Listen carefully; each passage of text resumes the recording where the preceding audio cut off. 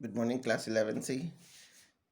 Children, हम लोग ने हीट इंजन इससे पहले देखा था कि हीट इंजन क्या होता है। हीट इंजन एक ऐसी डिवाइस होती है या एक ऐसा अरेंजमेंट होता है जो हीट एनर्जी को मैकेनिकल वर्क में कन्वर्ट करता है, और उसकी एफिशिएंसी निकाली थी eta is equal to 1 - Q2/Q1 या 1 - T2/T1। अब एक दूसरा हीट इंजन हमें पढ़ना है जिसको एक सादी कार्नोट सादी कार्नोट ने 1824 में डिज़ाइन किया था, जिसको हम लोग कार्नोट इंजन कहते हैं। ये मोस्ट इफ़िशिएंट इंजन है और ये एक रिवर्सिबल प्रोसेस पे बेस्ड होता है।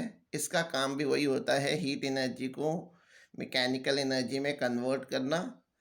तो अगर आपको कार्नोट इंजन को 2 लाइन में स्टेटमेंट देना है तो क्या कहेंगे? It is an ideal reversible heat engine that operates between 2 temperatures T1 and T2। T1 जो है सोर्स का टेम्परेचर होता है यानी हॉट बॉडी का टेम्परेचर, और T2 सिंक का टेम्परेचर होता है कोल्ड बॉडी का। और ये पूरी साइकिल जो कार्नोट इंजन की जो पूरा प्रोसेस है वो 4 स्टेप्स में कंप्लीट होता है, जिसमें 2 स्टेप्स आइसोथर्मल होते हैं और 2 एडियाबेटिक होते हैं। तो ये जो 4 स्टेप प्रोसेस है उसी को हम, उस पूरी साइकिल को ही हम लोग कार्नोट साइकिल कहते हैं। यानी Carnot engine operates through a series of 2 isothermal and 2 adiabatic process called Carnot cycle. अब कार्नोट इंजन क्या हो गया? कार्नोट इंजन एक आइडियल रिवर्सिबल हीट इंजन है जो 2 डिफरेंट टेम्परेचर पे वर्क करता है। एक टेम्परेचर T1 होगा जो कि हॉट बॉडी का या सोर्स का होगा, और दूसरा टेम्परेचर कोल्ड बॉडी का यानी सिंक का होगा।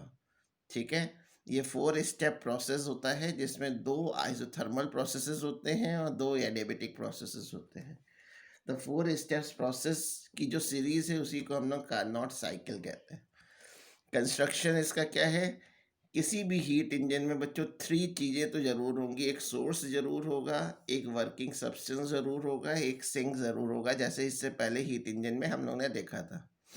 ठीक है, तो कार्नोट हीट इंजन के ये कंपोनेंट्स होते हैं। एक सिलेंडर होता है, दूसरा सोर्स है, तीसरा सिंक है, चौथा वर्किंग सब्सटेंस और पांचवा इंसुलेटिंग स्टैंड।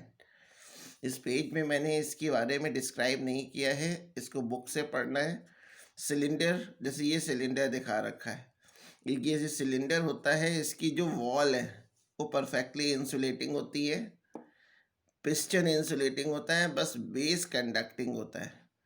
जिसको मैंने शेड नहीं किया है वो कंडक्टिंग है, बाकी जिसको जिसको शेड कर रखा है वो सब इंसुलेटिंग है। यानी जो भी हीट का एक्सचेंज होगा वो बेस के थ्रू होगा। ठीक है, तो आपको सिलेंडर में यही लिखना है कि there is a cylinder of having insulating wall and insulating piston but conducting base. इसका बेस कंडक्टिंग होगा, और इसमें जो हम लोग गैस फिल करते हैं वो आइडियल गैस होती है जो कि वर्किंग सब्सटेंस होती है। सोर्स क्या है? सोर्स ये हॉट बॉडी होती है जो हीट देगी, और इसकी भी जो है टॉप, इसका भी टॉप जो है वो कंडक्टिंग होगा। बाकी साइड वाले को मैं शेड कर दे रहा हूँ, ये इंसुलेटिंग होता है। यानी हीट का जो एक्सचेंज होगा वो केवल टॉप से होगा, और ये इसका टेम्परेचर ज़्यादा होता है, टेम्परेचर T1। इसी से हम हीट ड्रॉ करते हैं, हीट देते हैं सोर्स को, वर्किंग सब्सटेंस को। ये एक इंसुलेटिंग स्टैंड है, इंसुलेटिंग है इसलिए इसके चारों तरफ से जो है इसको शेड कर दे रहा हूँ। इंसुलेटिंग स्टैंड यानी हीट का एक्सचेंज नहीं होगा, यहाँ पूरी तरफ इंसुलेटिंग होती है। फिर थर्ड स्टेप है, नेक्स्ट है सिंक। जो कोल्ड बॉडी होती है उसको सिंक कहते हैं। सिंक ऑफ एटमॉस्फेयर को भी कह सकते हैं। जो जिसका टेम्परेचर कम होगा वो सिंक कहलाता है। तो यहाँ पे सिंक जो है टेम्परेचर T2 पे होती है, इसको कोल्ड बॉडी भी बोला जाता है।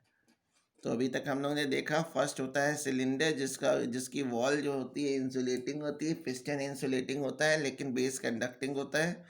दूसरा होता है सोर्स, ये हॉट बॉडी है जिसका टेम्परेचर T1 होता है, ये वर्किंग सब्सटेंस को हीट सप्लाई करती है। इंसुलेटिंग स्टैंड है।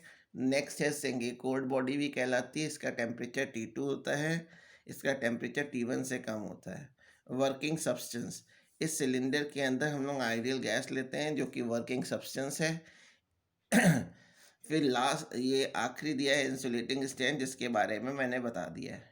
ये 4 स्टेप प्रोसेस होता है। सबसे पहले हम लोग जो फर्स्ट स्टेप है जिसको हम लोग आइसोथर्मल एक्सपेंशन कहते हैं।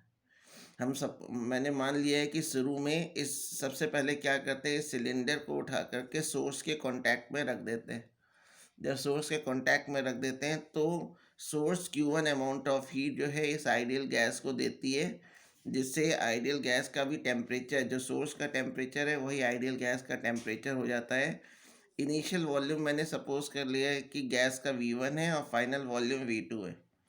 ठीक है, तो आइसोथर्मल एक्सपेंशन में टेम्परेचर चेंज नहीं होता है, इसलिए पूरी की पूरी जो हीट देंगे वो वर्क करने में यूज़ हो जाएगी। और आइसोथर्मल प्रोसेस में वर्क डन का ये फॉर्मूला पढ़ रखा है, μRT log V2/V1। इसके बाद हम लोग क्या करते हैं कि इसको जब ये आइसोथर्मली एक्सपैंड हो रही होती है तो पिस्टन थोड़ा ऊपर पहुंच जाता है। इस सिलेंडर को उठा करके इंसुलेटिंग स्टैंड पे रख देते हैं। जब इंसुलेटिंग स्टैंड पे रख देते हैं तो कहीं किसी भी तरफ से हीट इमिट नहीं हो पाती, इसलिए जो पहले हीट मिल चुकी है उसी से अब जो है ये गैस और एक्सपैंड करती है, यानी पिस्टन को थोड़ा और डिस्प्लेस करती है। तो अब प्रोसेस एडियाबेटिक हो जाता है क्योंकि इसकी वॉल इंसुलेटिंग थी, और जब इसको इंसुलेटिंग स्टैंड पे रख देंगे तो बेस के थ्रू भी हीट का ट्रांसफ़र नहीं होगा। और जब गैस और एक्सपैंड करेगी तो अब उसका टेम्परेचर T1 नहीं रहेगा, उसका टेम्परेचर चेंज हो जाएगा। मैंने सपोज कर लिया है T2 है।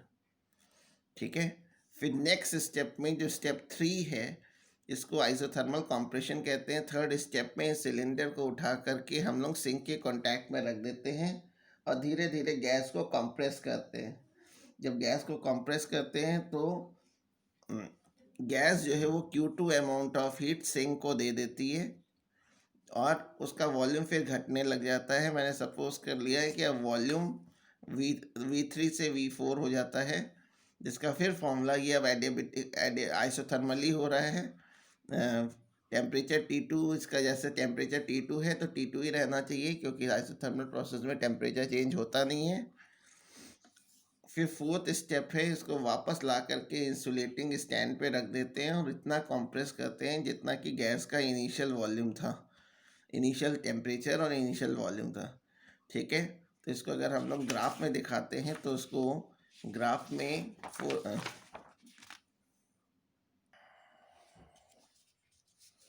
ये मैंने ग्राफ दिखा रखा है। ए से बी में आइसोथर्मल एक्सपेंशन होता है जब जिससे कि गैस का वॉल्यूम V1 से V2 हो जाता है, प्रेशर P1 से P2 हो जाता है और टेम्परेचर चेंज नहीं होगा क्योंकि आइसोथर्मल प्रोसेस है, जिसको हम लोग ने इसकी इक्वेशन ये दिखा रखी है। तो ए से बी जो फर्स्ट स्टेप है वो ए से बी को दिखाया हुआ है। दूसरा स्टेप बी से सी, ये आपका एडियाबेटिक होता है जिसको हम लोगों ने ये दिखा रखा है, ये बी से सी वाला प्रोसेस है। थर्ड है C to D और फोर्थ है D to A। अब इसमें भी एफिशिएंसी निकालने का ये साइकिल जो बना रखी है इसको हम लोग कार्नोट साइकिल कहते हैं। कार्नोट साइकिल हो गया। इससे एफिशिएंसी निकालने का फॉर्मूला आपको अलग से प्रूफ करने की ज़रूरत नहीं है। अगर एफिशिएंसी कह रहे हैं तो जो हमने पहले आपको प्रूफ करके दिखाया था, कैसे दिखाया था, एफिशिएंसी इज इक्वल होता है work output upon heat input. और वर्क आउटपुट कैसे निकालते हैं, Q1 में से Q2 को माइनस कर देते हैं अपॉन Q1। अब अलग अलग कर ले तो Q1 अपॉन Q1 1 हो जाएगा, 1 माइनस Q2/Q1। ये एफिशिएंसी का फॉर्मूला है। इसका एक और फॉर्मूला और होता है क्योंकि Q2/Q1 की वैल्यू T2/T1 के इक्वल होती है, देयरफॉर एफिशिएंसी का एक दूसरा फॉर्मूला 1 माइनस T2/T1 हो जाएगा। ये भी एक एफिशिएंसी का फॉर्मूला है।